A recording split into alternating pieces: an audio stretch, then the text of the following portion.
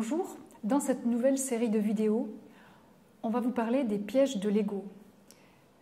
Les pièges, ils sont très nombreux sur le chemin vers l'éveil. Certains, on en est conscient, d'autres, on n'en est pas conscient, puisque par définition, ce sont des pièges. Je suis en compagnie d'Amédée. Namasté Amédée. Namasté Brenda. Ravie de te retrouver. Et donc, dans cette nouvelle série de vidéos, on va répondre à un certain nombre de questions que les gens se posent, d'autres qui sont le fruit de toutes ces expériences d'enseignement, pour donner des éclairages et des éléments de compréhension sur comment éviter ces très nombreux pièges de l'ego. Un vaste sujet, n'est-ce pas? Des pièges, il n'y a que ça en fait. On va commencer par une question au sujet du fait d'avoir plusieurs maîtres. Certains chercheurs disent avoir plusieurs maîtres. Est-ce qu'il s'agit d'un piège de l'ego? Qu'est-ce que tu peux dire à ce sujet? C'est un redoutable piège. Et celui-là, il est particulièrement intéressant. Notre ego est juste extraordinaire. Il faut vraiment comprendre que les pièges sont très subtils plus on avance. Et c'est pour ça qu'arrive un moment, pour se dépêtrer de tout ça, si on n'est pas aidé, si on n'est pas éclairé, c'est vraiment, vraiment compliqué de s'en sortir. Parce que, je dis bien, ce sont des pièges de plus en plus subtils. En fait, qu'est-ce qui se passe au départ? Surtout pour les Occidentaux, France notamment. On a l'impression que dans ce côté spirituel, on peut y arriver tout seul, on n'a pas besoin de maître. Voilà. Surtout qu'il y a pas mal de gens qui répandent cette idéologie, partant du principe qu'on est tous le soi, le divin. Oui, bien sûr, c'est un potentiel, mais entre ce potentiel et la réalisation de celui-ci, il y a quand même un chemin. La question, c'est est-ce qu'on peut le faire tout seul? Alors, beaucoup disent que c'est le cas. Bon, quand on a suffisamment cheminé, on réalise que c'est pas si simple. Et on se dit, au fond, pourquoi, si je veux être performant en tant que joueur de tennis, j'aurais besoin d'un coach.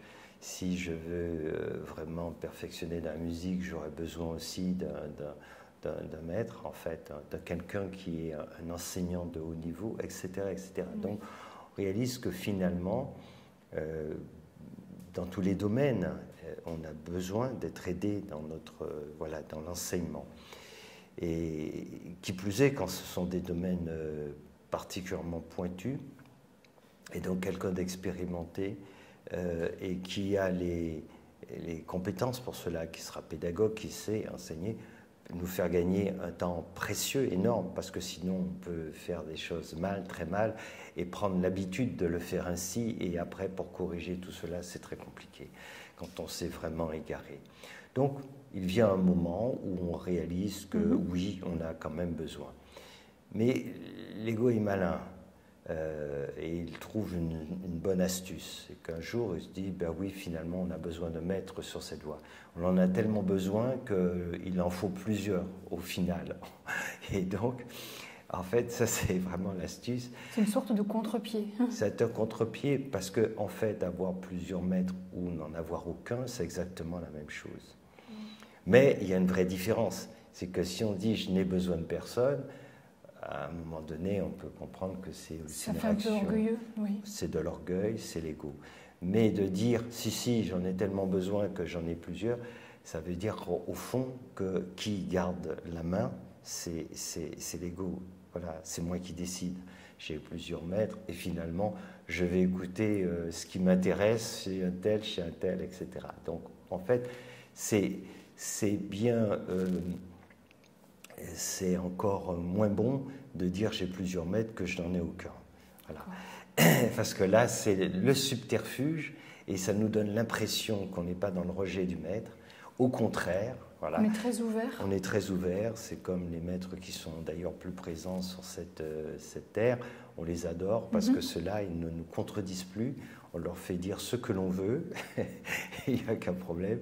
C'est pour ça que chacun interprète comme il veut, on peut combattre au nom de telle religion, mais aussi de tel maître spirituel, enfin tout ça, c'est de l'égarement. Donc oui, avoir plusieurs maîtres, c'est un égarement. Alors ça ne veut pas dire qu'on ne peut pas passer, on a des étapes de notre vie. Oui. On peut à un moment donné recevoir tel enseignement, et puis on peut se rendre compte qu'on est parvenu au bout, et même un enseignant spirituel peut nous dire à un moment, ben voilà, tu es arrivé au bout, tu peux poursuivre ton chemin, et puis on peut rencontrer quelqu'un d'autre qui va nous aider à poursuivre les choses.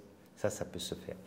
À condition qu'on n'ait pas à butiner comme ça, c'est-à-dire qu'au moment où ça se corse avec un enseignant spirituel, on le lâche parce qu'on se dit finalement, il nous dit n'importe quoi, et on va auprès de quelqu'un d'autre et on ne sera pas allé au bout des choses, ce que font aussi beaucoup de personnes. Voilà, donc tout cela, en fait, c'est quoi? C'est la stratégie de l'ego, c'est l'esquive. Quand l'ego peut esquiver dès le départ en disant « tu as besoin de personne », alors c'est réglé, et quand à un moment donné, on finit par se rendre compte qu'on a besoin, alors il va falloir quand même une stratégie de contrôle. Et une meilleure stratégie de contrôle, c'est de nous dire, mais pourquoi un seul? Regarde celui-là, il fait bien aussi, et puis regarde ça. C'est pas mal ce qu'il dit, hein, attention, et puis écoute celle-là, c'est très bien aussi, etc. Et donc au final, qu'est-ce qui se passe? Alors on se dit tout ça, et c'est comme ça que j'entends des gens dire, mais voilà, ceux-là, c'est mes maîtres, mes enfants, ce sont mes maîtres. J'ai même entendu quelqu'un qui disait, mon hamster, c'est mon maître, mon chat aussi, c'est pareil. Et c'est plein de confusion, parce que, là encore, pour être précis là-dessus, c'est qu'on confond le fait d'apprendre de tout. Et on peut apprendre effectivement en observant un chat, un chien, ses enfants, son mari, son épouse. On peut apprendre de tout, mais ça ne veut pas dire que ce sont nos maîtres, nos enseignants spirituels. C'est de la confusion, on mélange tout. Et quand on commence à dire, mais tout, voilà, tout ça, ce sont mes maîtres et tout, au final, on garde la main et donc on fait en sorte, finalement, de ne pas vraiment être enseigné. Ça ne veut pas dire qu'on n'apprendra pas. Et ça ne veut pas dire non plus que les uns et les autres aussi peuvent être des maîtres, comme les situations sont des enseignements.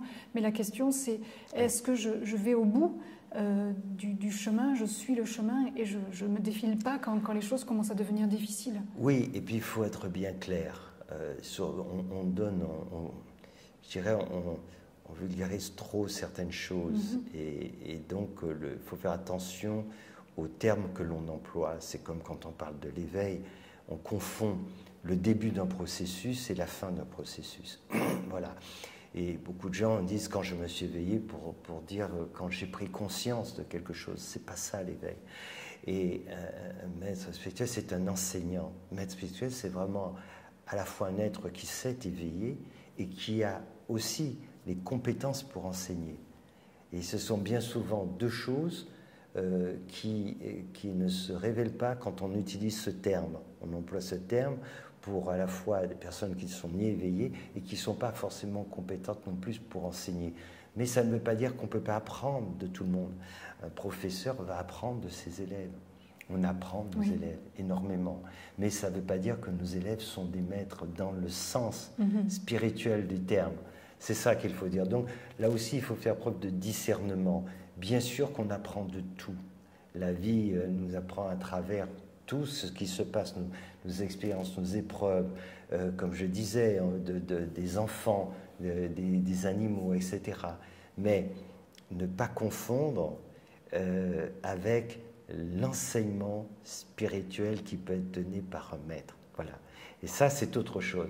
Parce qu'à un moment donné, quand on aura appris plein de choses à travers nos expériences, à travers nos rencontres, à travers voilà, notre observation de la nature, des animaux, de tout ce qu'on veut, il n'y a pas de problème.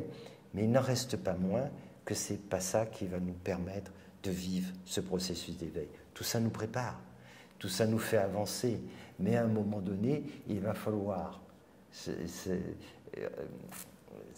affronter cet ultime combat, cette ultime épreuve, c'est notre ego. Et l'ego veut bien qu'on apprenne plein de choses, mais qu'on le laisse tranquille. Et la seule personne qui peut justement lui poser problème à cet ego, c'est l'enseignant spirituel. Et c'est pour ça qu'il y a toutes ces esquives. D'abord, on le rejette, et ensuite, si on sent vraiment que finalement, c'est pas très cohérent, alors on se dit, eh ben finalement, j'en ai plein de maîtres spirituels, etc.